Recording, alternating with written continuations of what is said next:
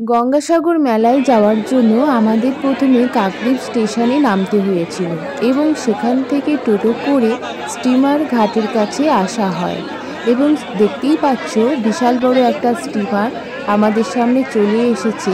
কিন্তু এই গঙ্গাসাগর মেলায় যাওয়ার জন্য এত লোকের এত সব তীর্থযাত্রী যে পুরো স্টিমারটা ভর্তি হয়ে যায়, এমনভাবে যেন মনে হয় স্টিমারটা এই বুঝি ডুবে যাবে।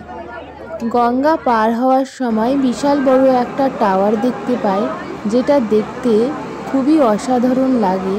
একদম মাঝগঙ্গায় এত বড় টাওয়ার সত্যিই অসাধারণ দেখতে। এই মাঝগঙ্গার বিশেষত্ব হলো এখানকার পাখি।